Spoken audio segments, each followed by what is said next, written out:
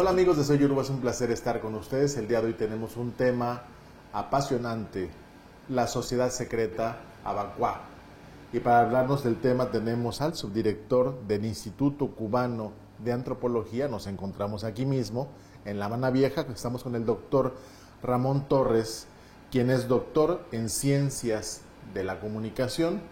Es el subdirector del instituto, es Abacuá y es un especialista en el tema. Doctor, ¿cómo estás? Buenos días, muchas gracias. Te agradezco mucho a nombre de Soy Yoruba, a nombre del equipo y de toda la gente que amablemente nos ve, que nos puedan abrir este espacio mágico, este espacio lleno de historia, el Instituto Cubano de Antropología, y podamos tocar este tema que es un tema del cual no hay tanta información, uno, dos, hay mucha información que no es precisa, doctor, y también hay muchos mitos con respecto a lo que es esta sociedad y todas estas cuestiones. Así que te agradecemos infinitamente, doctor. De cariño, aquí el padrino Lázaro Pijuán, que le agradezco mucho también las facilidades para que nos haya pues presentado aquí al doctor. De cariño le dicen Mongi, sí, ¿cierto? Y así es como te conocen. Sí, señor, como te conocen aquí en estos círculos de estudio. Doctor, te pregunto, en particular, ¿qué es la sociedad secreta Abacuá? Bueno, realmente la sociedad de Abacuá, que ya no es tan secreta. Que ya no es tan secreta. Fue secreta en su momento de fundación porque apareció devenida de los cabildos, en este caso Carabalí, existían cabildos de origen yoruba, cabildos bantúes, cabildos jarará, cabildos mandinga, etc. Y bueno, de uno de esos cabildos, o de la unión de varios miembros de diferentes cabildos, pero que radicaban en el municipio, el actual municipio de Regla, Cabildo Apapafí, surge la sociedad Abacuá. Secreta en aquellos momentos porque respondía a los desmanes esclavistas. Es decir, desde su momento inicial fue de criollos, es decir, nacidos en Cuba, y como una suerte de institución religiosa, mutualista, únicamente de hombres, que nacía como símbolo de resistencia, como símbolo de rebeldía, y esto le da esa connotación de secretividad. También tenemos en cuenta que dentro de los cabildos, en el momento del surgimiento de la sociedad de Abacuá, alrededor de 1836, a quien le asigna la fecha fundacional un poco antes, nunca después, pero sí un poco antes. De hecho, consideramos la mayoría de los investigadores que sí, que es posible que Abacuá existiera un poco antes de esa fecha, pero desde el inicio es una entidad con una doble condición, religiosa y mutualista. Esto la hace clasificar como algo sui generis, porque además de ello, primero porque la mayoría de las otras instituciones de este tipo de ascendencia africana, estamos pensando, son de corte religioso. El caso de Abacuá tiene esa doble condición. De hecho, funciona como religión solamente una vez al año o más, que es cuando se realiza la actividad litúrgica, cualquiera que sea, llanto, o sea, la desaparición de un hermano en la religión, plante, la iniciación de nuevos miembros, o baroco, el ascenso a jerarquía, y siempre ha funcionado de esta manera hasta nuestros días. Y decía que es sui generis por esto, pero también es sui generis porque es la única institución de este tipo, al menos en la variante africana, de que se tenga conocimiento en América. Y esto resulta también interesante para el conocimiento y para la reafirmación de la identidad, porque solo existe en Cuba, y no solo no solamente podemos pensar en Cuba, sino en la región noroccidental de la isla. Exactamente. La Habana, Matanzas y Cárdenas. Ahorita te voy a preguntar más adelante por qué solamente existe en Cuba y por qué no se ha extendido a otros lugares, como si la Ocha, como si Ifá y como si otras corrientes pues religiosas, filosóficas. Te pregunto, doctor, ¿esta sociedad secreta tiene sus orígenes en dónde? Sus orígenes son del Calabar. El Calabar. Hay que entender el Calabar como una región geográfica mucho más amplia que la provincia del Calabar, que se ubica en el sureste de Nigeria.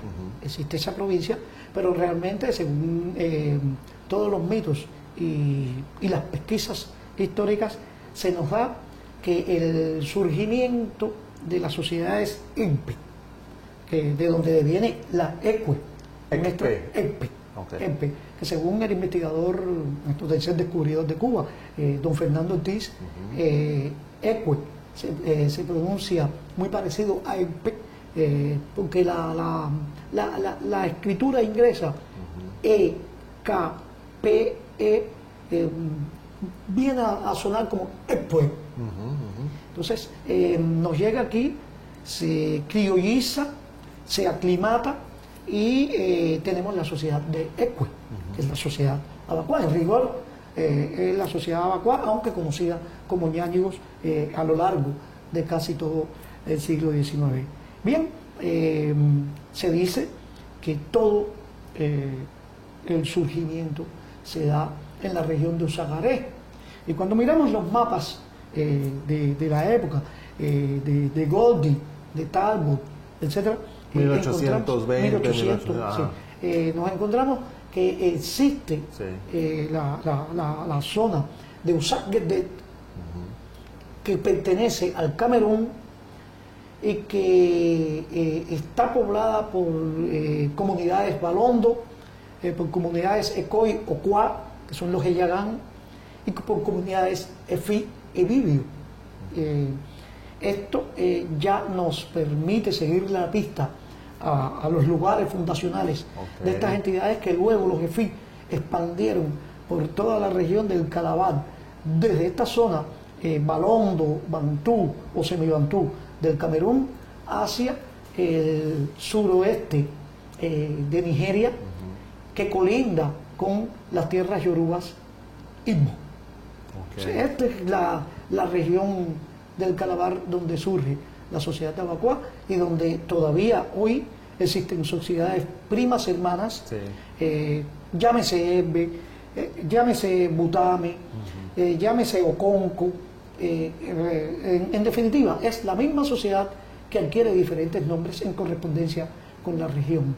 Y de este remanente nos llega a Cuba nuestra sociedad abacuá.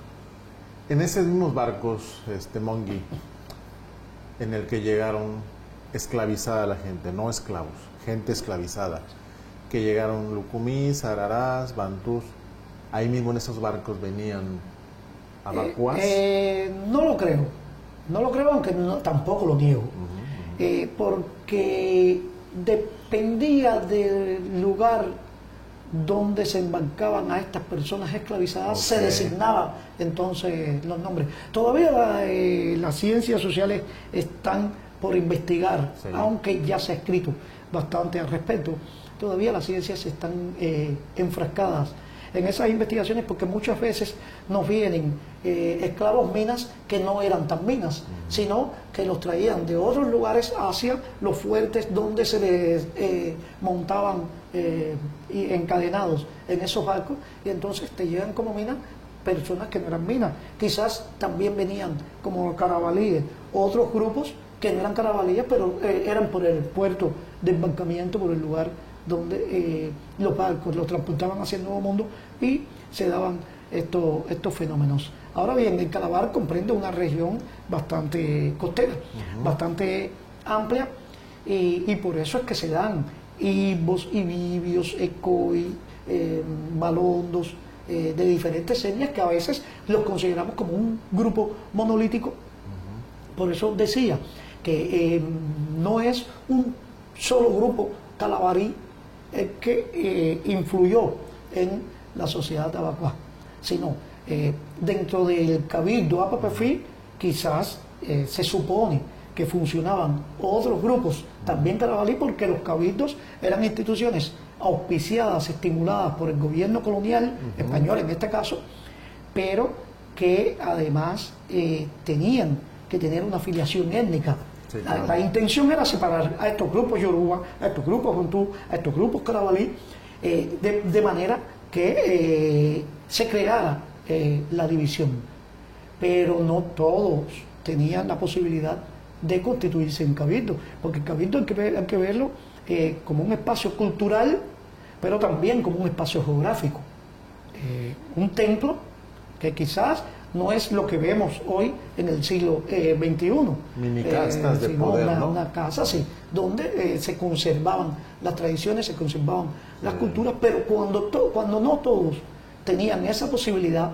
De hecho, María del Carmen Barcia, en Los Ilustres Apellidos de los Negros, en La Habana Colonial, tiene la gentileza, por llamarlo de alguna manera, de dividir determinados cabildos. Desde su surgimiento hasta hoy permanecen, pero se da porque hay participación de varios cabildos, y reitero que Abacuá es una agrupación criolla, nacional, cubana, que recibe la autorización de esos ancestros y de esos mayores carabalíes. Para no perderme, doctor, ¿y por qué región crees que entró la mayor cantidad de carabalís o la mayor cantidad de gente con esta filosofía aquí en Cuba? ¿Por dónde? Digo, es muy difícil, está interesante la pregunta, porque es muy difícil definir de qué región eran o por qué región entraron más. Ajá. Porque recordemos que el europeo estimuló conflictos intestinales entre los mismos. Dicen por ahí, divide y vencerás. Divide y vencerá. Y entonces, si un EFI capturaba a un EFO, negociaba con el europeo que estaba en la costa, sí, y se lo vendía. Pero si lo hacía a la inversa, un EFO vendía a un Orú o a un Ibibio. Entonces es muy difícil definir entonces de dónde provienen en mayoría. Eso sí puedo asegurarte que María del Carmen Barcia, en ese mismo libro que te mencioné, recoge un promedio de 26 cabildos Igbo. O sea, que puede haber existido una influencia poderosa de los Igbo que impactó a la sociedad abacuá, porque los Igbos también tenían sus sociedades. Ahorita mencionaba la sociedad de Oconco, las máscaras, la mayoría de las máscaras de los Igbos se llaman Oconco, y así se llama su sociedad. El cabildo sería el antecedente a la... Voy a hacer una comparación quizá para que la gente lo pueda ubicar más fácilmente, doctor. ¿Un cabildo sería el antecedente a una casa de santo, por decirlo así? Bueno, en el caso de los Yoruba, en el caso de los Yoruba, y en el caso de los carabalíes, el cabildo es el antecedente directo de la sociedad abacuá, definitivamente. ¿Cómo habrá sido? ¿Es un espacio físico, un bodegón, donde había una figura principal? ¿Cómo se le llama la figura principal en un cabildo? En un cabildo, el capataz. Hay rey del cabildo y el capataz. Okay. Entonces, el cabildo. De hecho, los cabildos eran de nación. Era para personas esclavizadas nacidos en África. Lo cual no quiere decir que pudiera infiltrarse algún criollo. Pero las leyes establecían que no se reunieran dentro de los cabildos esclavos de nación con personas criollas. Por eso es tan compleja la discusión, sí, con figuras paradigmáticas de la nacionalidad cubana a las que se le atribuye la dirección de un cabildo siendo criollo, porque el cabildo sí estaba registrado por las leyes coloniales, y quien debía dirigir un cabildo tenía que ser nacido en África. Y precisamente esa es la razón por la cual no se aceptaban blancos ni criollos. No, criollos sí, dentro de los cabildos no. No es que no se aceptaban. De hecho, se ha documentado personas criollas participando en actividades del cabildeo. Lo que no se ha documentado es jefes de cabildo, sea reyes o capataces, que fueran criollos, porque las leyes de la colonia lo prohibían, sencillamente vetaban la constitución del cabildo. Entonces no podía. En cuanto a las personas blancas, las razones son otras. Recordemos que simbólicamente, no quiero ser absoluto, pero simbólicamente el esclavo o el esclavizado es negro, Sí. el amo es blanco. Y esto genera una suerte de tirantez, de relaciones distantes entre las personas blancas y las personas negras. De hecho, costó mucho para que se creara la sociedad tabacua, porque las personas negras nacidas en África se negaban a darle participación a sus descendientes negros dentro de los cabildos. Esto lo recoge también el recientemente desaparecido Rogelio Martínez Furé en Diálogos Imaginarios, como sus antecesores eran tan cuidadosos con los mitos, con los ritos y con la participación de sus descendientes. Muchos de los conocimientos se perdieron precisamente por esta negación de los más viejos a darle participación dentro de los cabildos, o por lo menos del conocimiento. Es una manera de preservar el conocimiento entre determinados grupos, porque conocimiento es poder. Y entonces esto sucedía. Se negaban a esa participación, y con Abacuá sucedió algo similar. Las personas negras participantes en los cabildos, lo que le dieron fue autorización para que crearan sus juegos, sus entidades aparte, dentro del propio cabildo, pero ustedes allá y nosotros acá. ¿Eso fue a partir de 1836? 36, 1836, es la fecha que se tiene como fundacional de la sociedad tabacua. Desde luego, esto lo da Alejandro Rodríguez Arias, más que Alejandro Rodríguez Arias, que era el gobernador provincial de La Habana, lo recoge, pero es don José Trujillo y Monagas en Los Criminales en Cuba, en 1881. O sea, mira cuánto tiempo pasó para que se documentara la presencia de Abacuá en el espacio geográfico habanero y matancero. Pasó un tiempo prudencial, les ponen o les asignan una fecha fundacional, pero que puede haber sido antes. Calcano, otro historiador del siglo XIX, muy socorrido a menudo por los investigadores, la ubica en 1824, ya son unos años antes. Y José Luciano Franco, en su monumental obra, la compilación de Aponte de 1812,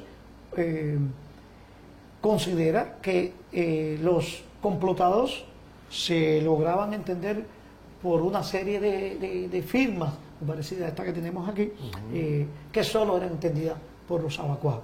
Claro, José Luciano Franco, respetando, porque es maestro de historiadores, José Luciano Franco nos cita la fuente. Entonces, yo no puedo dar fe de que ya en 1812 existía Abacuá, aunque tampoco lo niego. No lo niego porque pudiera estar quizás hasta mucho antes. Sabemos la persecución y la autorización que se mantuvo con las personas negras y mestizas a finales del siglo XVIII y durante todo el siglo XIX, y quizás una manera de constituirse como entidad y de mantenerse, lo fue a través de esa secretividad por la cual se conoce como Sociedad Secreta Abacuá. O sea, que pudiera haber surgido a finales del siglo XVIII. De hecho, el Cabildo Apapefí, que estaba en regla en el momento que se menciona el surgimiento de Abacuá, no radicaba allí, hasta 1873 radicaba aquí en la calle Monserrate, aquí muy cerca, al este de la muralla, del poniente de la muralla. Eso está documentado, que estaba allí el Cabildo Apapefí. O sea que no me atrevo tampoco a negar que pudiera haber surgido en ese cabildo, estando en estos lares, y que luego de la llegada del padre Morel de Santa Cruz, que mandó de alguna manera muy sutil, porque no fue el peor ni el más acérrimo persecutor de los negros, pero sí exigió que los cabildos fueran colocados, expulsados, trasladados cada vez más hacia los bordes de la muralla. Okay. Y luego lo sacaron, tan sencillo como eso. Fue una manera de apartarlos cada vez más de la civilizada Habana colonial. Ahora, dentro de lo que es esta filosofía o esta, ¿podemos decir religión? Sí, dentro de lo que es la religión. De hecho, se decía que era una agrupación religiosa y mutualista al mismo tiempo. Existe algo que se llama la potencia abacuá. ¿A qué se refiere este término? No, la potencia abacuá puede si vamos a hablar en términos epistemológicos, puede pensarse de dos maneras. La potencia como entidad espiritual, pero realmente para los miembros de Abacuá, ¿no? La potencia son cada una de las entidades de los grupos que se llaman juegos, potencias o tierras, y que tienen como mínimo a 13 personas. 13 personas porque las plazas o jerarquías, cuando nace una nueva potencia, tiene que tener como mínimo 13 miembros. 13 miembros. Es decir, Abacuá siempre ha sido una agrupación colectiva. A una persona que es iniciada, en el caso, por ejemplo, de la Ocha, es un Yabó; en el caso de Ifá, es un Omo Ifá; en el caso de Abacuá, ¿cómo se le llama al recién iniciado? Endíceme. No, de que eres iniciado ya eres un... Al aspirante se le llama endíceme. Endíceme. Endíceme. Ajá. Y al iniciado, único. Da lo mismo si eres recién o si lleva 50 años. ¿Y eso se hace a través de una ceremonia llamado plante? A través del plante. A través del plante se inicia. Así, de manera muy general, porque yo sé que por eso es una sociedad secreta, que muchas cosas ya no tan secretas, pero vamos a pugnar porque esos grandes secretos se queden ahí entre los iniciados. En esencia, ¿qué es un plante abacuá? ¿O qué contiene un plante abacuá? El plante abacuá es una actividad ritual, litúrgica, que conlleva ritos de purificación y de confirmación. O sea, se limpian a los iniciados, como sucede en casi todas las expresiones de origen africano, porque la persona va a renacer dentro de la religión. Entonces, tiene que llevar un proceso de limpieza con el agua lustral. Todo esto sucede en el patio, a la vista de cualquier persona, mujeres incluso, porque se le ha atribuido mucho una condición machista, que eso es otra cosa, y podemos hablarlo después. ¿No? Eso lo puede ver cualquiera. Y luego se trasladan vendados hacia el interior del templo o fambá. Fambá. Y se les realiza el proceso de confirmación y de juramentación como iniciado. En eso consiste el planteo. Luego cuando sale, ya sale sin la venda, porque ya es un único iniciado. Y ya es el momento de júbilo donde está en este caso, ¿cómo se llama? No se llama tambor como tal.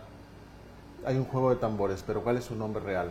No, es que constantemente, desde que empieza el plante, ahí se está tocando. Se está tocando, hay un momento de júbilo. El momento de júbilo es desde el momento inicial de un plante hasta que cierra.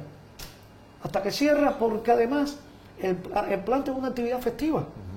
El problema está en ver las actividades religiosas de matriz africana bajo un prisma occidental y generalmente eurocentrista. Entonces, para los abacuá, para el sacerdocio de Ocho Ifá, para el sacerdocio palero o engangulero, que es como el rigor, se llaman, de procedencia bantú, la iniciación es una actividad festiva, de jolgorio, desde que empieza hasta que termina, con cánticos, con aspejaciones, congresos que van estimulando y van un poco que potenciando a esas espiritualidades. Precisamente para ello se realizan todo ese tipo de... ¿Dónde podemos, Mongui, te pregunto, dónde podemos encontrar, aparte de La Habana y Matanzas, dónde podemos encontrar estas expresiones o estas potencias abacuás? Solo en La Habana Solo- y Matanzas. solamente Porque en La Habana y Cárdenas es Matanzas. Solo en La Habana y Matanzas se ha dado el fenómeno, quizás porque fue hacia donde mayor concentración hubo de carabalíes, lo cual no quiere decir de que solo hubieran Sí, en esos lugares. Yo estuve en Trinidad y supe que habían depositado carabalíes allí. En Santiago de Cuba todavía hoy existen los cabildos Carabalí Lugo y Carabalí Suama. Sin embargo, ninguno desarrollaron sociedades de este tipo. Quizás también porque Abacuá necesita desde su fundación de un grupo de personas bastante numerosos, porque yo hablaba del mínimo, pero hay potencias actualmente que tienen 350 y hay potencias que tienen 500 miembros. Cuando suma es una cifra considerable para 2 provincias nada más, que además no es en toda en esas 2 provincias, no es en toda la provincia. Okay. Hay lugares donde no te encuentras un solo Abacuá. Hablar de este movimiento es hablar de lucha, es Sí. hablar de resistencia. Te pregunto, ¿cuál fue la participación de los abacuás en el movimiento de noviembre, 27 de noviembre de 1871, donde murieron estudiantes? Es interesante que toque ese aspecto, ¿no? Porque afortunadamente en los últimos tiempos se ha abordado la participación de miembros abacuá en un intento suicida por evitar el fusilamiento de los 8 estudiantes de medicina. El maestrazo Tato Quiñones escribió para ello en 1998 en la Gaceta de Cuba de la Unión. Fue cuando mi primer acercamiento a los hechos fue a partir de ese documento, que sin embargo no es el único. Sí. En 1839 ya aparece el primer documento del cual se tenga noticia de miembros abacuá vinculados con conspiraciones y la cruel represión que existió sobre ellos. De hecho, el propio maestrazo Tato nos decía que la historia del abacuá ha sido la historia de su represión y ha sido la historia de su resistencia. Y te decía que en 1839 se irrumpe en la casa de Margarito Blanco, el Ocongo Bultán, que devino luego la plaza de Mocongo, por estar involucrado, se dice, en acciones conspiradoras. Recordemos que entre 1839 y 1844 se desató una sórdida represión contra personas negras y mestizas en lo que se llamó, a mi juicio muy mal llamada, la conspiración de la escalera. Se ha discutido si realmente existió tal conspiración o fue una respuesta a determinados espacios de poder que iban adquiriendo estos sectores negros y mestizos. Recordemos que hubo determinadas áreas, determinadas esferas que eran dominadas por negros y que se hicieron de cierto capital, con la cual muchos compraron su libertad, pero ayudaban también a otras acciones que en alguna medida eran de respuesta al sistema colonial. Pero de eso lamentablemente no se habla. Y con lo del 27 de noviembre sucedía algo similar. Hace alrededor de 17 años nos reunimos, yo estaba por accidente, yo no era protagonista real de los hechos, porque hay quien también asume determinadas posiciones que no, que porque estaban ahí, y a mí no me gusta, no me gusta ser infiel a la realidad. Soy fundador de ese movimiento, del cual tú llamas, de reivindicación de tales personas negras, miembros de la sociedad tabacuá, por ese intento del cual no se hablaba. Habían atisbos de Gustavo Urrutia en los años 30 del siglo XX, donde proponía incluso una tarja al lado de los estudiantes de medicina en honor a 5 personas negras que se inmolaron. Hay quien dice que fueron más. E incluso la oralidad tabacuá habla no de 5 sino de 9. Los cadáveres sí fueron. Que se 5. inmolaron, se prendieron fuego. No. Se lanzaron contra 3.000 bayonetas que custodiaban la cárcel de La Habana, en lo que es hoy la calle Cárcel. Se lanzaron. Fue un acto suicida, definitivamente. Pero es un acto suicida que repercutió. Que encendió. Sí, porque además se decía que no hubo una voz que se alzara contra ese crimen horrendo, pero también se ocultó que estas personas negras sí protestaron y resultaron masacrados. Y luego, desde 2006, un grupo de jóvenes de la Cátedra de Santa María, de la Asociación Hermanos Ahí, nucleados alrededor de Tato Quiñones, decidieron elegir el lugar de la esquina de Morro y Colón, donde había muerto uno de estos miembros de la sociedad tabacuá, que no podían, fueron asesinados en diversos puntos de La Habana, no todos murieron en el mismo lugar. Y decidimos estar ahí y homenajear a esos héroes anónimos. Yo estaba por mi relación con Tato, porque hace 17 años, tenía 17 años menos. Tato era mi paradigma y fui más por colaboración que por ser parte de ese grupo que realmente era Cinesio Verdesia, Mario Castillo, Dimitri Prieto. Muchos investigadores muchos investigadores que fueron trabajadores, algunos de aquí del museo. de aquí incluso después,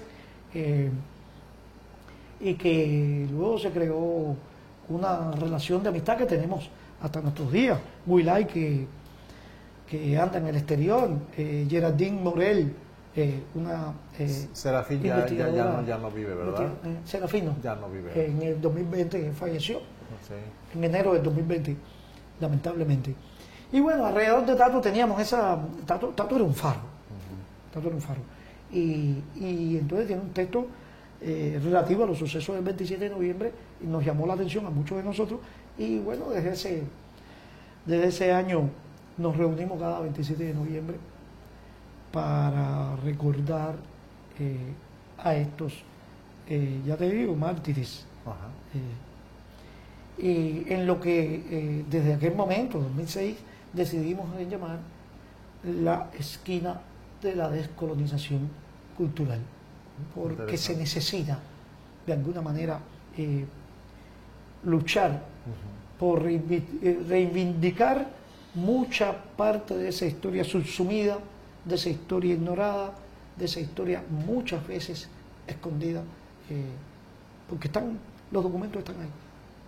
Fíjate, doctor, que dentro de esa reivindicación, pues también han luchado ustedes mucho por eliminar dentro del imaginario público, dentro del lenguaje público, algunos términos para calificar a ustedes, a los miembros. Por ejemplo, tengo en mis notas ñáñigos o arrastrados. ¿Por qué se les dice o se les decía así a muchos de los miembros de la sociedad? Bueno, realmente el término ñáñigo existe. Existe, viene de ñaña, simulación, y engo, leopardo. Ortiz lo define, y Enrique Sosa en Los Ñáñigos también. Cuando el dignatario que dirige al IREMI lo llama, indistintamente le está diciendo: IREMI, azocacá, o ñañengo, ñaña, o ñaña, azocacá, había ñe. Entonces existe. Y es cuando sale palabra, Ireme a molestar ahí a la gente. Lo llama.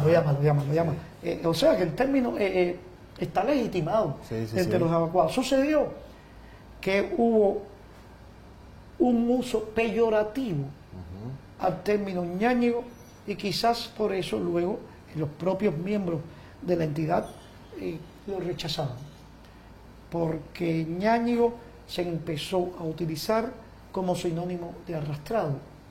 Y arrastrado, si buscamos el diccionario, cualquier diccionario, define como pobre, pícaro, bribón.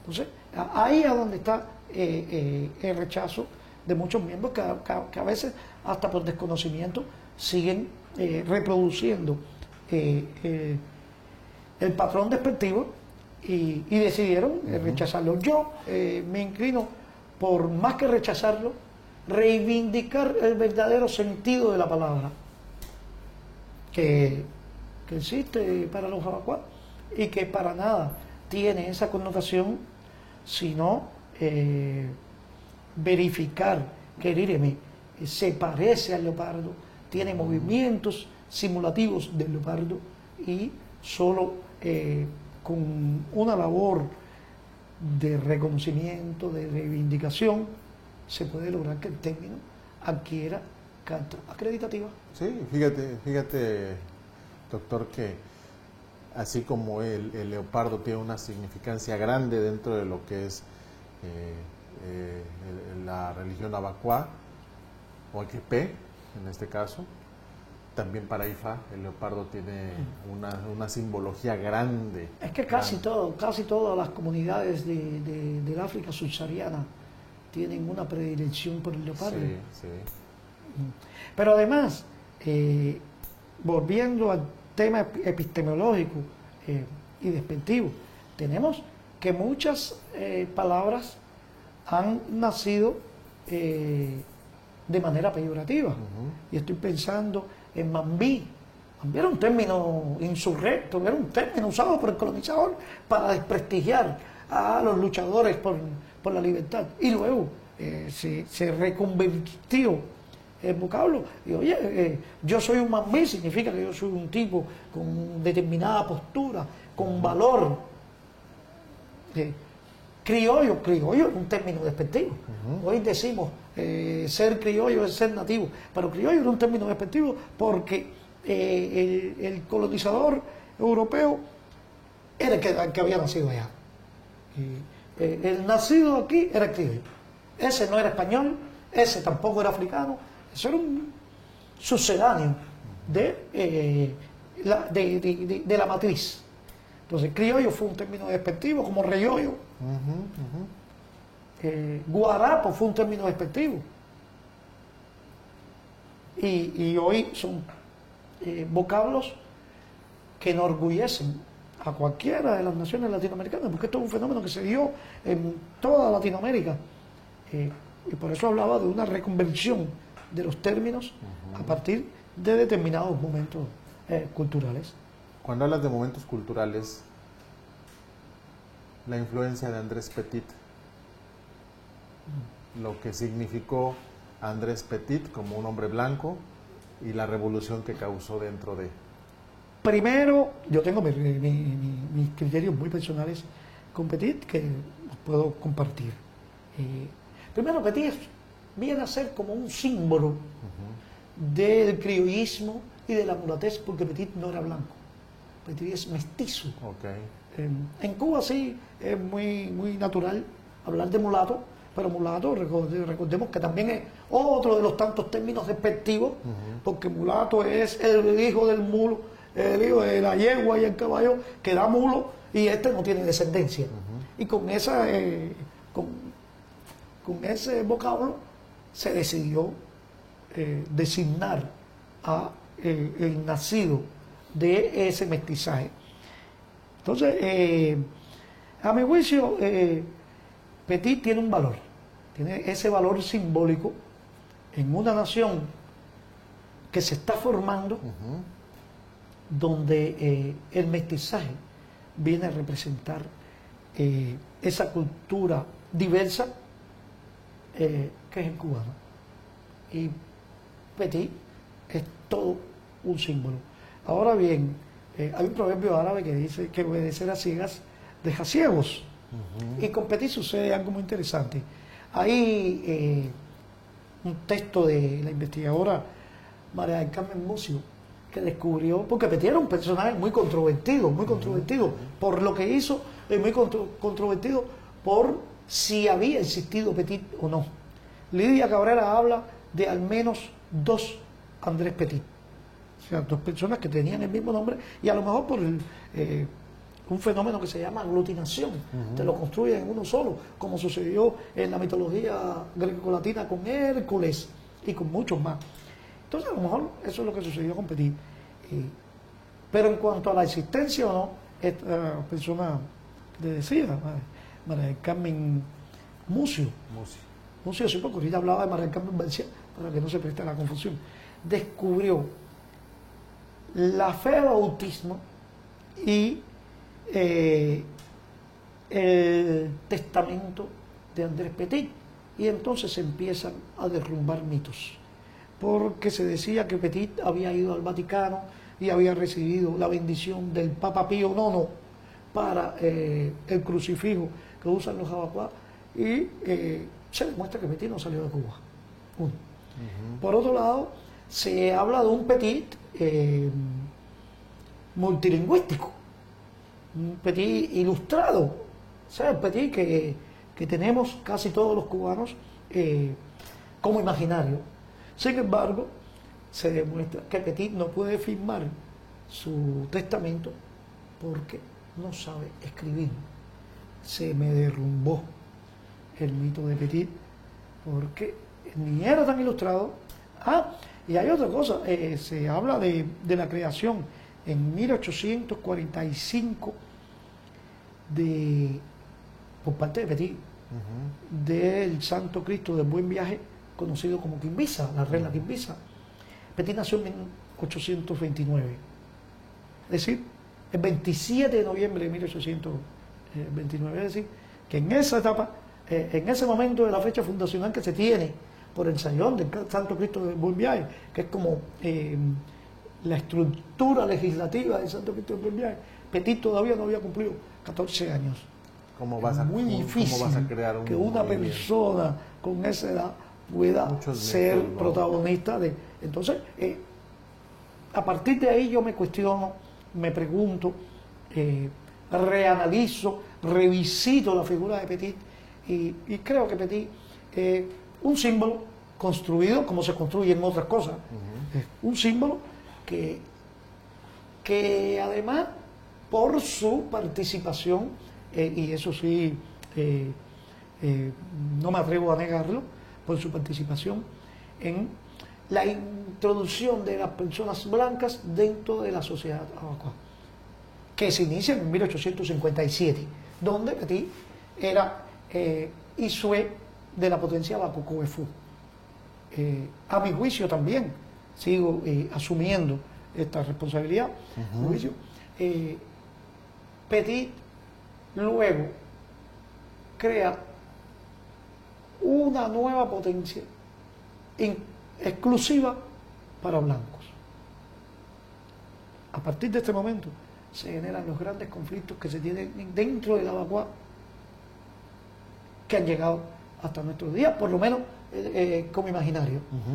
Porque al crear una entidad exclusiva para blancos, estás contribuyendo a la división.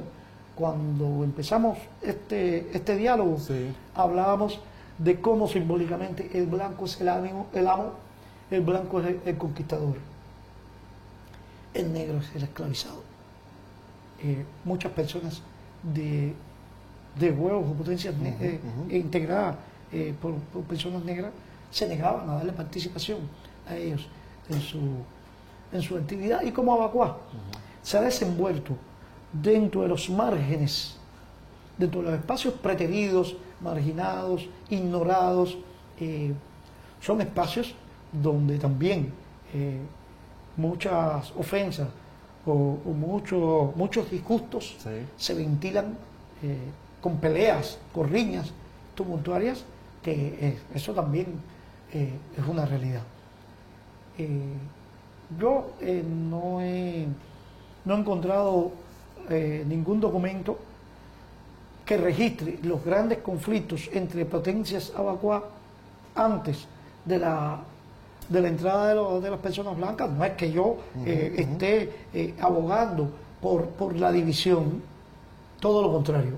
Considero que qué bueno que se integraran, pero la realidad habla por sí sola. Cuando te hablaba de Margarito Blanco, se le persigue por conspirador, no por entrar en conflicto con otras potencias. Cuando se habla de Abacuá en 1876, que se le suspende aplicándole la ley del bandolerismo en Cuba, ya están las personas blancas integradas y hay esos conflictos de los que habla el propio don José Trujillo y Mona en Los Criminales de Cuba. Entonces, hay una relación entre los conflictos de Abacuá y la iniciación de las primeras personas blancas. De hecho, hay un acta que recoge Enrique Sosa en Los Ñáñigos, en Los Anexos, donde este grupo de personas blancas, Aganarán Efo, Ocobio Mocuarará, que fue el primer juego que inicialmente se llamaba Ocobio Efo, decide que no se le llame padrino a ninguna potencia de negros porque ellos son aparte. Entonces, se creó el conflicto, se creó la división. Entonces, a la hora de analizar el mito de Petit, también hay que entender los pros y los contras. Y cómo la construcción de un Petit ha llegado a hacerle o a darle asignaciones propias del conocimiento, del oído. Y entonces, si se es apoyador de ese integrador, se es revolucionario, y si se es revolucionario, se es antiimperialista, y entonces le damos asignaciones que Petit ni siquiera pensó. De hecho, no hay un intercambio del pensamiento de Petit que demuestre estas cosas. Fíjate, ya que hablamos todos son construcciones de Petit a partir de sus biógrafos o de personas que se han dedicado a rescatar, ¿por qué no?, la figura de Petit, pero desde una distancia y desde un desconocimiento. Ya que hablamos de personajes con esa talla, con esa magnitud, fíjate que dentro de mis apuntes, doctor, tengo aquí una frase de Martí, el Libertador. Dice que a finales del siglo XIX él citó que un cubano es más que un mulato, un negro o un blanco. Eso suena a Abacuá. Bueno, definitivamente. La primera agrupación integracionista cubana puede considerarse a la sociedad de Abacuá, porque los cabildos eran para negros. Eran para negros. El complejo de Ocho y Fa está en formación. El Malongo o Mayombe está en formación. Abacuá ya estaba. Y en 1857 integra a las primeras personas blancas dentro de la entidad. Esto sucede 11 años antes de que Carlos Manuel de Céspedes uniera a negros, blancos, chinos y mestizos en la Manigua. Con los conflictos de que te estaba hablando. Pero definitivamente Abacuá resultó favorecida con la integración de las personas blancas. Eso es indiscutible. ¿Existió algún sincretismo entre el catolicismo y Abacuá? Hablar de sincretismo es riesgoso, porque el sincretismo como fenómeno se da en todas las culturas de la humanidad. Se ha dado históricamente. Sí. El cristianismo es tan sincrético como lo es... Religiones puras prácticamente ya no hay. No, ya no, es las que hay. nunca han existido mensajes de realidad en Historia de las Religiones, 1973, declara que no hay religiones puras porque el ser humano es mezclado. Y el ser humano se ha mezclado tanto a lo largo de su historia que su producto tiene que ser también híbrido. Y todavía a veces estamos hablando de la pureza de una religión. Las sociedades ERPE son resultado de una mezcla entre diversas culturas, como te decía, Igbo, Ibibio, Ecoy. Entonces ya hay que pensarlo de esa manera. Si viene hacia Cuba con estos grupos y sale una sociedad abacuá, que es resultado de la mezcla, también es una expresión sincrética. Y si a esto tú le sumas que el padre Moret de Santa Cruz decide atender a los cabildos, pero catequizarlos, pero solo si aceptaban a un santo patrón apostólico romano en los cabildos, esta sociedad abacuá, que es heredera de esos cabildos, no tiene otra manera de verse si no es que cuando sale un huevo Juan, enseguida le estamos buscando el patrón, la Virgen, el santo padrino de la potencia. Cualquiera, el Memoró celebra las Mercedes, pero Nambión celebra Ochún, pero Metara celebra Ayamaya. Fíjate, y Metara es de 2010 y Nambión es de 2001, pero el Memoró es de 1846. Son entidades que te las puse la diferencia en el tiempo. Entonces, ¿cómo no va a ser sincrética? Si nace siéndolo. En relación con el catolicismo, esto es un ejemplo. La actividad ritual no tiene nada que ver ni con esas ni con otras de origen africano. Fíjate, incluso ni con otras de origen africano. Pero lo que yo no te puedo decir es que no hay una interacción, porque los miembros también son sincréticos. Un abacuá puede ser santero, puede ser palero, puede ser babalao. Entonces, separar al individuo es un craso error, porque ese individuo, cuando está actuando como sacerdote de Ifá, él sabe que está actuando, él no está pensando en el ritual abacuá, él está actuando como sacerdote de Ifá, aunque esté impregnado de una cultura otra. Si se piensa de la transculturalidad, entonces sí es posible. Fue una de las preguntas que me hacía a la salida. Y aquí está la respuesta. Hay que pensar al ser humano desde diferentes posiciones. Es como si se pensara que una persona es de una manera en el trabajo, que tiene una capacidad camaleónica extraordinaria, pero yo soy el mismo, aunque sea doctor, aunque sea ecueñón de una potencia avanzada, aunque sea subdirector del Instituto Cubano de Antropología, pensar a un monje como director o subdirector, como agua, como trabajador, como sindicalista, cercenar a la persona. Bueno, con la religión sucede lo mismo. Lo que hay, gestiones, misiones y funciones en dependencia del espacio en que uno se mueva. Y que sí, es una realidad también, de que esa interacción, pero no se da porque yo lo sea, se da porque somos todos como público y como actores sociales quienes interactuamos y quienes llevamos y traemos. Bongorí, por ejemplo, le hace misa a su huevo y se sientan al pie de Orula para analizar. Eso no es bueno ni malo, eso sencillamente es diferente, pero lo hacen. Y Bongorí es tan legítimo como el Memoró. Nadie me ha dicho que Bongorí no es un huevo. Te pongo un ejemplo. Y entonces sí, ¿qué pasa? Que con la introducción de las personas blancas a la vacua, se da una interacción que no existía quizás hasta ese momento, y empiezan a adornar los casquillos, que hasta el otro día, los casquillos no, los bastones, que hay algunas plazas que usan determinados bastones como símbolo de su jerarquía. Hasta ese momento eran de madera, porque lo que determina es la función del atributo.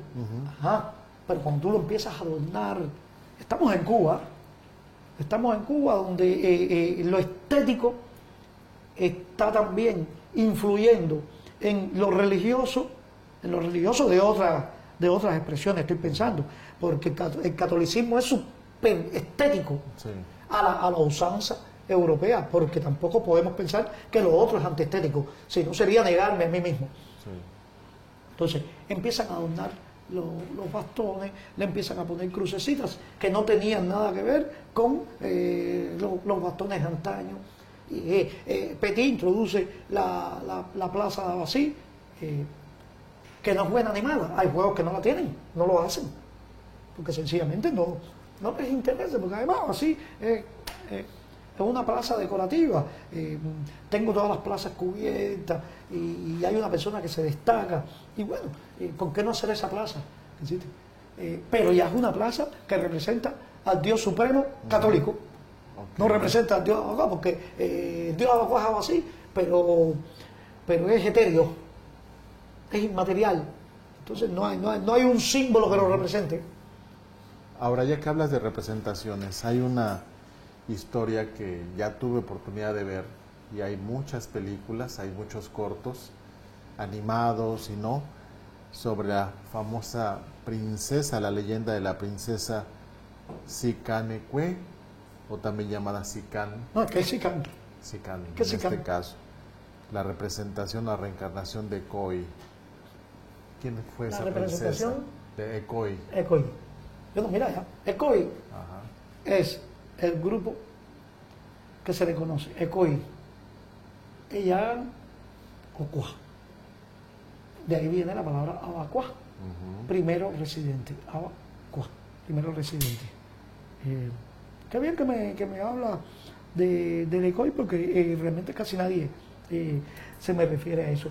Pero fíjate cómo está la interacción cultural. La princesa Zican. En África no había princesa, es un término occidental. Zican, que además es hija, según una de la más socorrida de las leyendas o mitos, hija de Mocongo, que es un patriarca, ni siquiera es un rey tampoco. O sea, la princesa es la hija del rey. Y mira cómo se mezclan culturas, como estábamos hablando de sincretismo. Y nada, es muy socorrida porque muchas culturas también sostienen esto. Y yo pienso que detrás de esa representación hay mucho de imposición patriarcal, de imposición androcéntrica. Porque si Zican es la dueña del secreto, la descubridora del secreto, que hace una sociedad exclusivamente de hombres, que está adorando representacionalmente, está adorando a la mujer que niega. Exactamente, una contradicción ahí. Que niega. Bueno, realmente el mito originario sin dudas se da en una sociedad matriarcal, o al menos matrilineal, y que hay una pérdida de poder, quizás en un tránsito del matriarcado al patriarcado, pero que no puede desentenderse en su totalidad de ese poder femenino. Quizás en otros espacios culturales sí se da un patriarcado brutal. Exacto. En este caso hay que negociar. Y cuando vemos varios mitos de la región del Calabar, nos encontramos que en el mito Balondo, por ejemplo, que los Balondos son orocos, bantúes, la leyenda se parece mucho a la de Zican, aunque ellos desconocen a Zican. Yo creo que se tienen que establecer lazos de comunicación entre esta región del Calabar, porque muchas cosas que ellos perdieron las tenemos nosotros. Y muchas cosas que tenemos nosotros las tenemos tan distorsionadas que tenemos que ir a la región originaria para más o menos acercarnos a la realidad. Entonces, hay un mito balondo que habla de cómo la mujer descubre en el agua a Batamu, al pez, a Batamu, y constituyen una agrupación, digamos, de sociedad, pero luego los hombres se dan cuenta de que están adquiriendo un poder y se lo arrebatan y dividen a Batamu en dos, se quedan ellos con la cabeza y le dan el resto a las mujeres. Y esto genera una de las sociedades, según ellos, eso está escrito incluso en algunos documentos nigerianos cameruneses. Ellos se quedan con la parte de la cabeza, pero a mí siempre me resultó interesante que ellos se quedaran con la parte de la cabeza. A la cabeza va todo, en la cabeza está el cerebro, la cabeza es la que piensa, la cabeza da órdenes. Entonces, mira cómo simbólicamente se trabaja el mito, se reconstruye y se le da una explicación. Las mujeres se quedan con una partida. Entonces, las mujeres siguen con sus sociedades de Batamu hasta hoy, y ellos con la sociedad de Mutamu,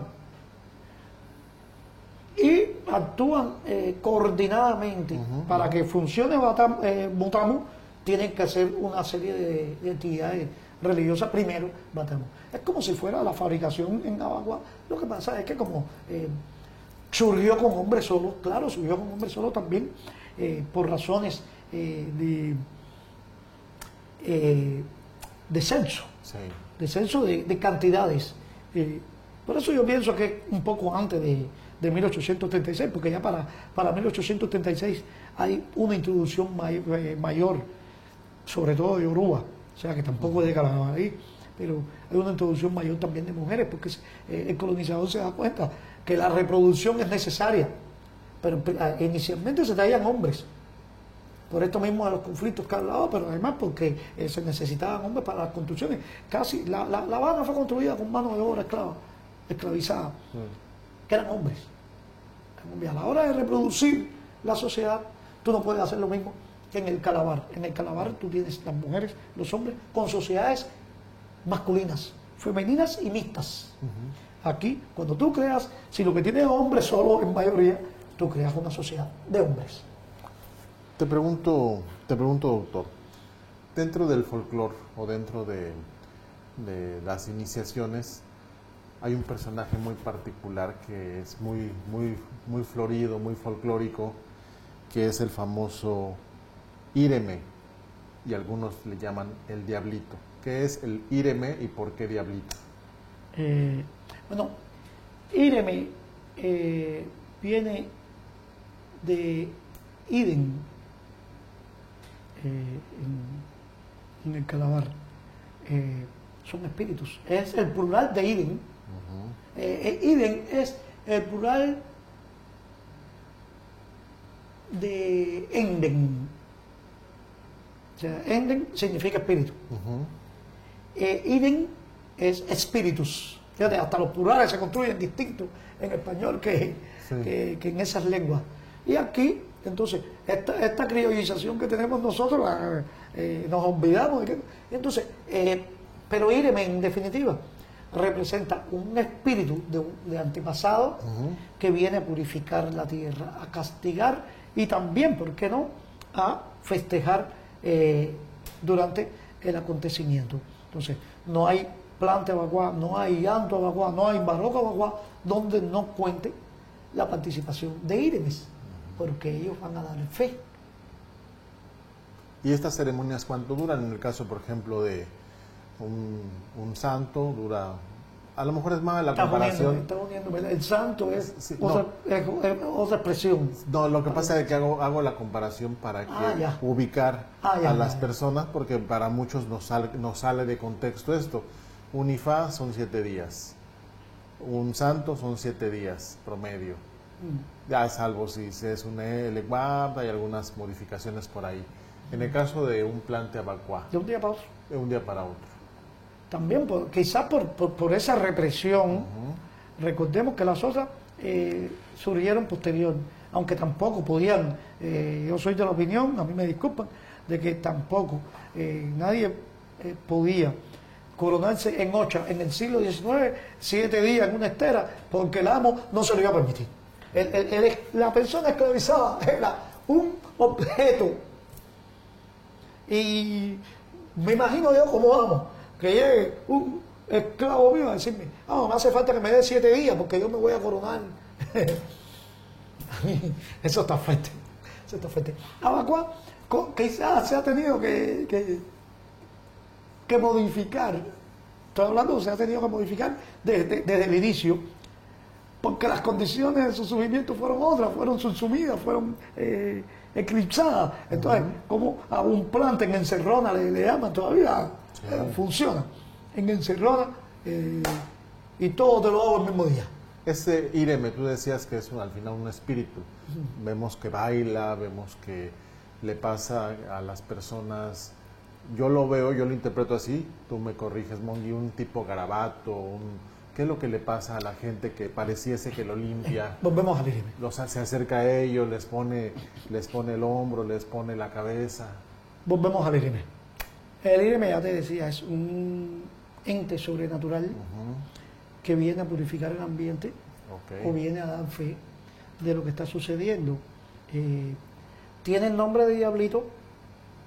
Decía Ortiz que quizás porque el colonizador, al verle su forma, pues tiene una capucha cónica, pensó en los diablitos que salían en el Corpus Christi determinados días en La Habana y salían también en Venezuela, salían en donde quiera hubo españoles, salían diablitos y los confundieron, le designaron el nombre de Diablito, pero no el Ireme, es un Ireme, un espíritu que no llega al plante a danzar.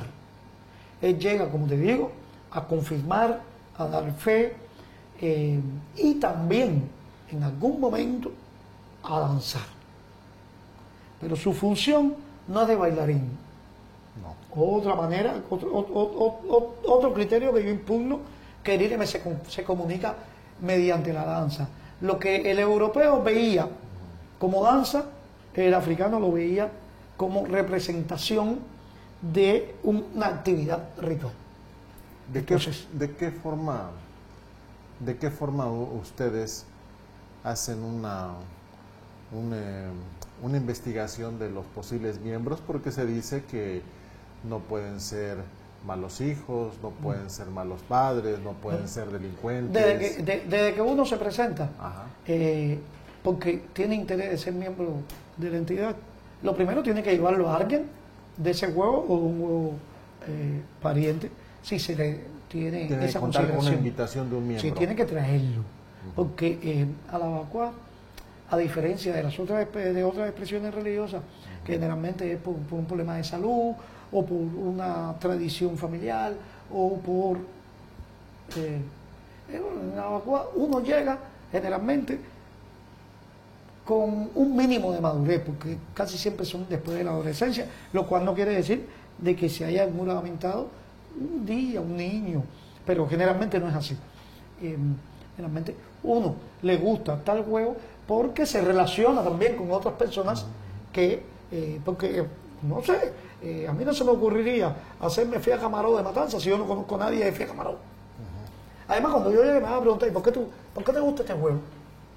Si yo no tengo relación, no. Entonces, generalmente es así. Me le acerco a una persona que sea de un juego que me interese, quizás, porque puede gustarme hasta por el nombre. Hasta por el nombre. Hay gente que me dice, a mí me encanta Muñanga, no saben pero viven en Centro Habana, Muñanga nació en Pocito y Santiago, y entonces eso, además, Abacuá, desde su fundación, llegó a convertirse en un momento determinado de su historia en un certificado dentro del ambiente. Eso también es una realidad. Dentro de espacios preteridos, marginados, también. Entonces ser Abacuá significaba que tú eras hombre, que eras sabroso, que eras buen hijo, porque si no cumplías esos requisitos, no te hacían abacuá. Cumplimos los requisitos. Entonces, me preguntaba, Sí, todo esto sí. es para decirte. Entonces, cuando tú te presentas, estás mínimo un año que hay un grupo en el juego que te está observando y te está investigando, porque además con una foto, ahí mismo yo tengo fotos de gente, dice, y oye, ven acá que tú crees este muchacho, generalmente son este muchacho, no, bueno, no, me parece que no. También hay que ver quién da la opinión, porque puede ser que el que dé la opinión sea un enemigo del barrio, o sea de un juego un poco, ya no se da tanto de juegos contrarios, porque ya eso se ha diluido, es muy difícil. Porque hubo un tiempo, solo salté, siglo XIX y la primera mitad del siglo XX, donde tú te jurabas en un juego que fuera de tu barrio. Tú no te ibas por un juego que fuera de tu barrio, porque además cuando tú llegabas te decían, ¿y por qué si tú... el Cenillén, Buma e Izum eran de Atari. Si tú eras de Atari y tienes 3 huevos, ¿qué tú haces queriéndote jurar en Muñanga que es de Pueblo Nuevo? A no ser que tus padres fueran Muñanga, y entonces, pero si no, te iban a preguntar, Muñanga, ¿y por qué tú no te haces Izum? ¿Qué huevo de tu barrio? O es que por allá te puede salir una pajita y entonces vienes para acá. Entonces esas cosas todavía siguen funcionando, aunque no en el sentido de juego, pero van y te investigan.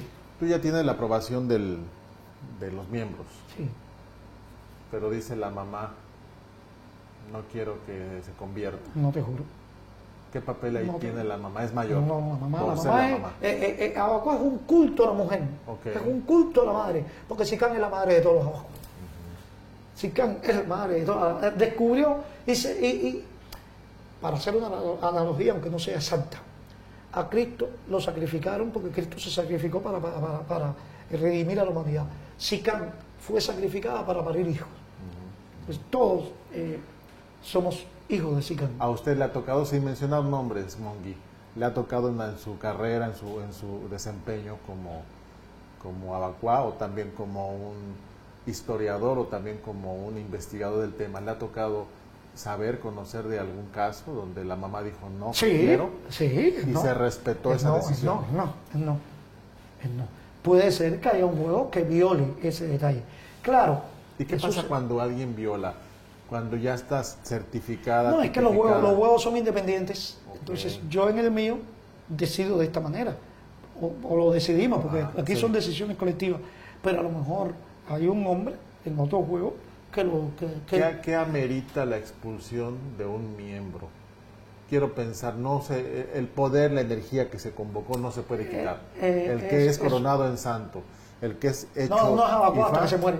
Uno es abacuá hasta que se Sí, muere. yo lo entiendo. Lo que pasa es que una expulsión, también, como te hablaba, de los lugares donde se ha desenvuelto Sí. abacuá, es una deshonra.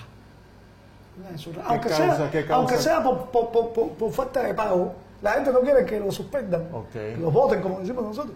Porque, oye, que pena esto. Una falta grave dentro de la comunidad, Una cual falta es grave. pegarle a la mujer.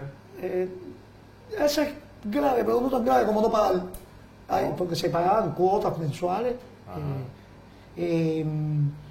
Una falta grave es irrespetar a la madre. Esa sí. Esa es la pura. Ver una injusticia y no hacer nada. Depende, porque de- depende también de la injusticia. Que es justo Yo para no uno, puedo, que es sí. injusto para otro. Eso depende también. Igual que yo considero que la hombría también es muy controvertida. Porque para mí lo que es ser hombre, a lo mejor para otro, no tiene nada que ver. Te pregunto, te hago esta pregunta, Mongui, porque esa misma pregunta se la hacía, pero a gente de la sociedad secreta o Boni, donde ellos también tienen cánones muy Sí. estrictos, donde los Obonis también tienen o juegan un papel decisorio fuerte en el gobierno en Nigeria. Sí. Y le decía, tanta concentración de poder no causa también de repente problemas, no causa también... Sí, lo comprendo. Lo que pasa es que el mundo se está moviendo y a veces queremos vivir de espaldas a la realidad.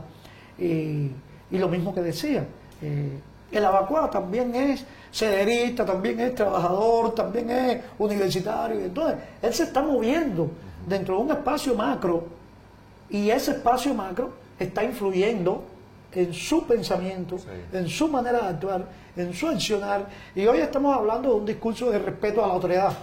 Y el respeto a la autoridad es hacia la vacua, que ha estado marginado, pero es también a las comunidades LGTBI más. Pero es hacia los negros, pero es hacia la mujer.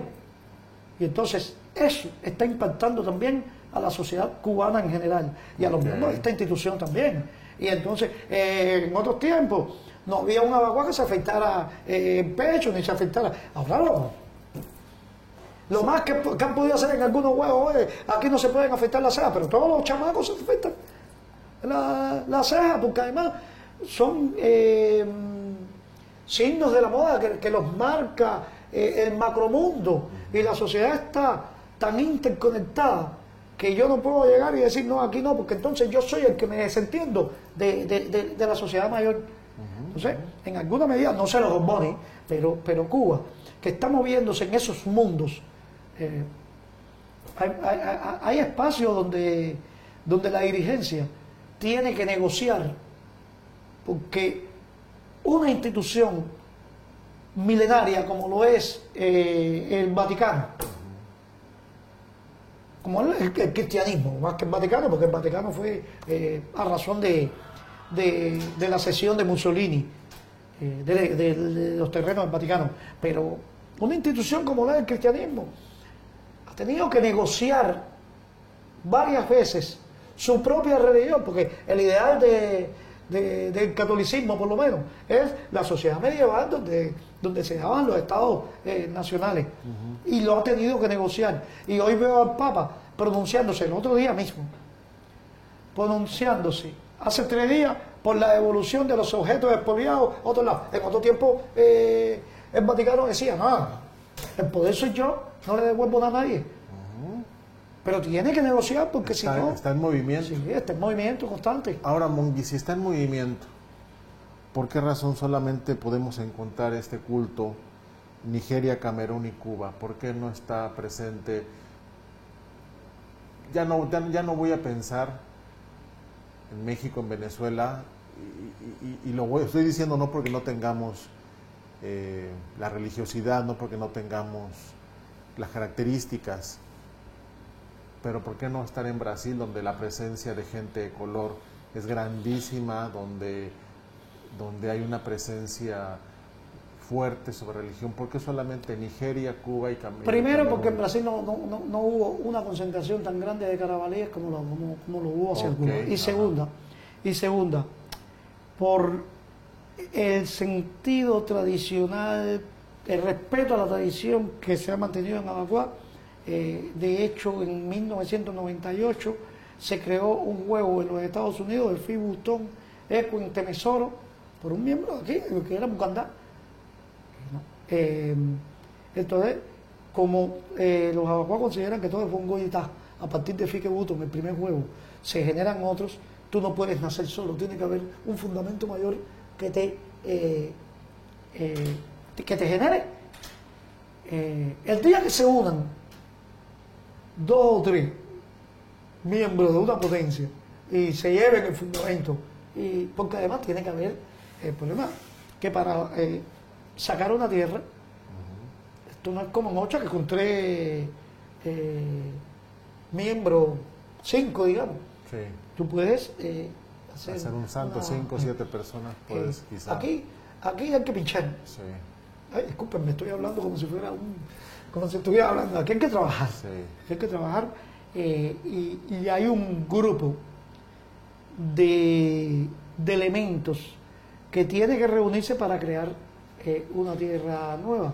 Pero además hay que darle conocimiento a las otras tierras existentes. Hay que darle un gallo, por lo menos a las más notorias, que son las que van a dar fe del nacimiento de esta. Esto no es nada secreto, porque el gallo se le da, aunque no incluso muchas veces antes de que se efectúe el barroco. Entonces, es un conjunto de elementos que tiene que haber para la creación de una nueva entidad,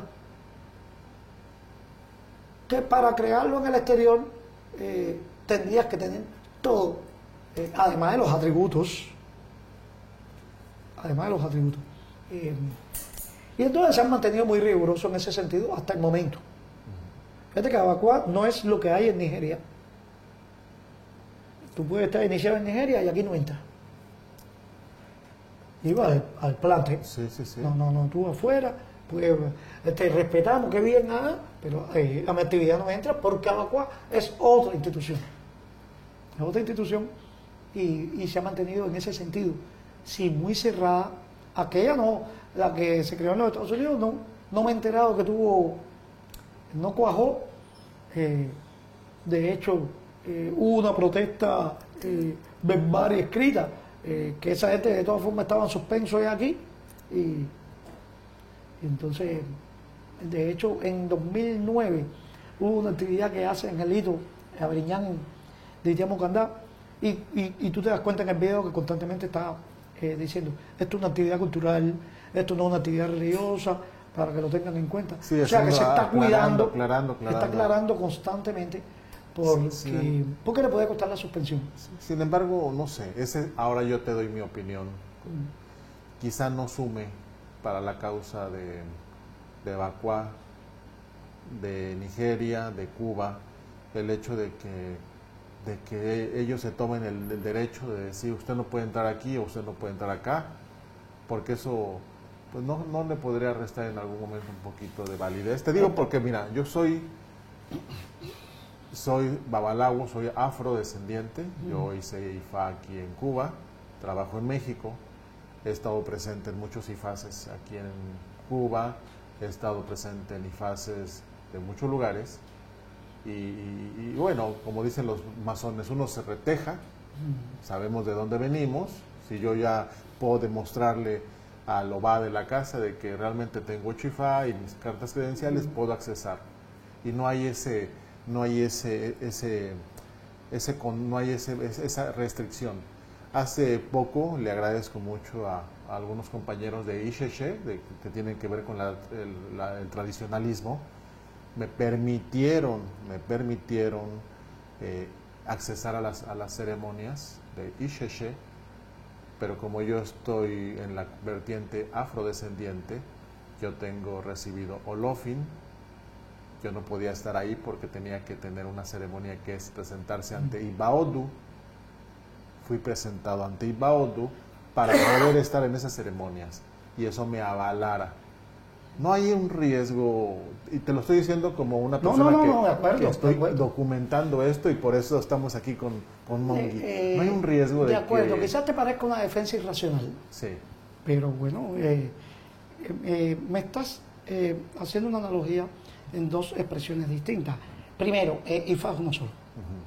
IFA, quizás lo que diferencie sea el accionar en determinado momento allá, aquí y acullá.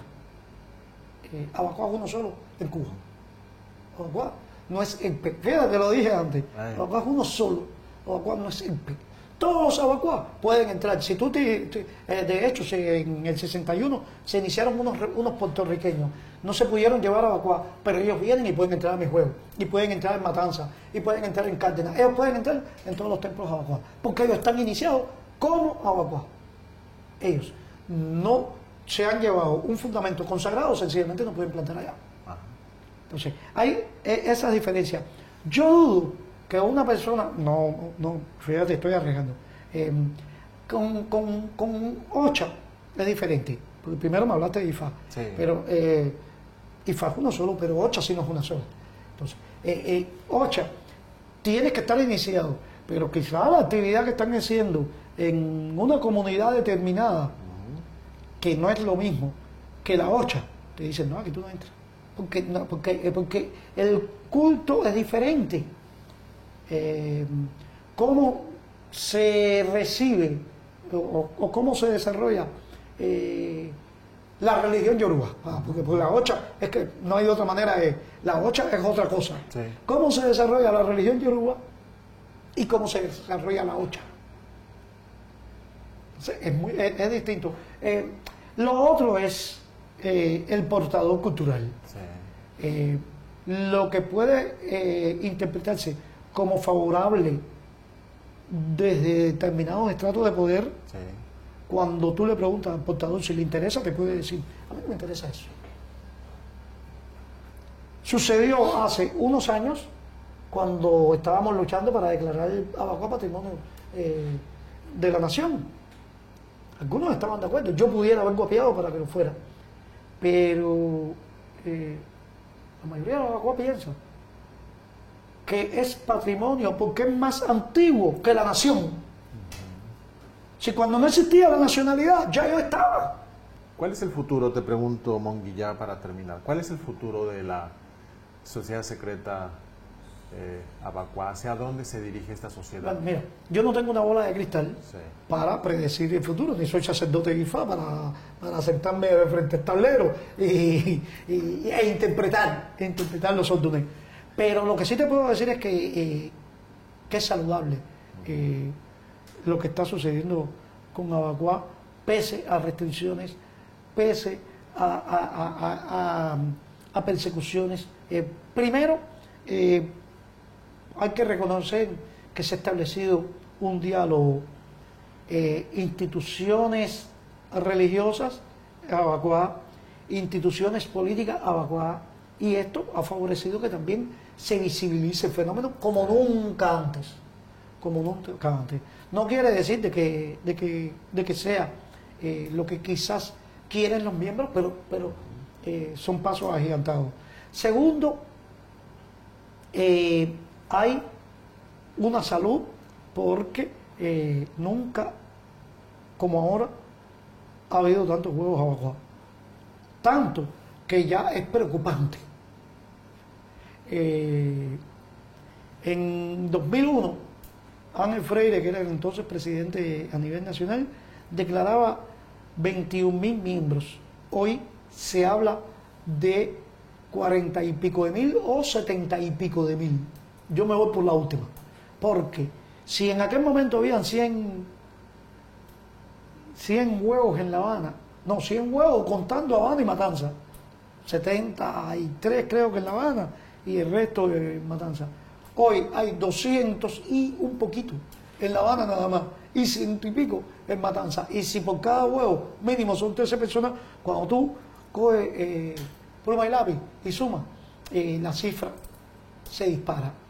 Esto, aunque todavía se mire de manera peyorativa, todavía se crea que Abacuá es negativo, definitivamente hay todavía muchas personas que siguen apostando por la institución y que se siguen iniciando. No sé qué pasa, también hay quienes la critican, pero eso sucede con todas las expresiones. Ahora, déjame entender, tú me dijiste un crecimiento preocupante, pero si hablamos que pasan filtros, y si hablamos que son gente, que va a ser mi siguiente pregunta, si hablamos que es gente que no debe ser delincuente, que debe ser buen hijo, que debe cumplir las características positivas, pues no sería, suena a utopía, no sería el estado ideal que busca la Cuba, que busca una nación, gente que luche por los derechos, gente estudiada, gente que respete, ¿no sería lo que buscamos? Sí, pero espérate, no pongas en mi boca palabras que yo no dije. No. Yo no dije que no eran delincuentes, yo dije que eran buenos hijos, buenos padres, porque tú delinques y le pagas al Estado, tú. Entonces, la delincuencia es también una designación de poder. Lo que puede ser delinquir para ti, para ellos no. Pero además, cuando nosotros juramos hermandad. Okay. Y tú vas preso y nosotros aquí mismo nos reunimos. Caballero, el agobio está preso, para ver si hacemos una ponina ahí para el hombre. Y cada uno viene en correspondencia. Entonces, en alguna medida estoy haciéndome cómplice de un acto que fue delictivo, pero yo no lo puedo dejar abandonado. Esa es una cuestión que habría analizar en otras ópticas. Mongui, ¿será un halago o no es un halago cuando comparan a Abacuá con la masonería de los negros? Bueno, Ortiz, creo que fue el primero que... Fernando Ortiz fue el primero que habló de que Abacuá era una suerte de masonería negra. Ajá. Sencillamente los abacuá lo ven como algo natural, pero yo siempre estoy en lo sintomático. Sí. Sí, qué bien. Pero esto no es masonería. No es masonería. Así te lo dicen, así. Yo te digo a partir de lo que pasa. Sí, pero no. Cuando hay un masón que quiere extrapolar la forma de dirigir a Abacuá, Sí. te están diciendo, no, esto es Abacuá. Sí, sí, sí. Esto no es masonería. Eso, llévatelo para allá, para tu templo. Llévatelo ¿Sí? para allá. Te lo contestan así. Es que... Ahí te Además, a mí lo que me enseñan. gusta de Abacuá es el nivel de sinceridad visceral que a veces roza lo irrespetuoso. No porque lleguen y te digan, tú eres un... pero a veces... no estoy de acuerdo contigo por esto y por esto y por esto y por esto. En otros espacios Sí. se adorna la réplica. No, eso, llévatelo para la masonería, esto no es para aquí. Mongui, ¿con qué te despides de esta entrevista? ¿Con qué te despides de la gente que nos ahí sí me ve cogiste. Bueno, sobre este tema o en particular? con que vean esta institución como cualquier otra, Sí. con virtudes, con defectos, con aciertos y con desaciertos. Que la vida es mucho más rica que lo que yo pueda decir y que esto, afortunadamente, es un espacio para el conocimiento y el respeto de la autoridad. Okay. Mongui, te agradezco mucho tu participación, agradezco mucho que nos hayas abierto las puertas aquí del Instituto Cubano de Antropología, un lugar que está plagado de arte, de manifestaciones culturales. De hecho, en estos días que nos atendiste, que nos han apoyado, ha habido cursos en estos días sobre africanía, sobre cultura yoruba. Platícanos qué es lo que hacen aquí en este Instituto de Antropología, Mongui. Bueno, la antropología estudia al hombre en su contexto, Sí, o sea sí. que la antropología lo puede abarca todo el accionar humano. Aquí tenemos dos departamentos, uno de arqueología, Sí. que se dedica más a la arqueología indocubana, y otro departamento de etnología que asume proyectos de prácticas cotidianas, dentro de ellos la religión, economía, que además es tan amplio el espectro de la antropología cultural, que es la que nosotros nos afiliamos, que no me queda nada ajeno a la antropología, solo que hay que saberlo cómo llevarla, cómo abordar el fenómeno, porque si no se puede estar haciendo filosofía, se puede estar haciendo sociología, Sí. pero la antropología tiene su manera de expresarse y su manera de comunicar en esa gestión investigativa.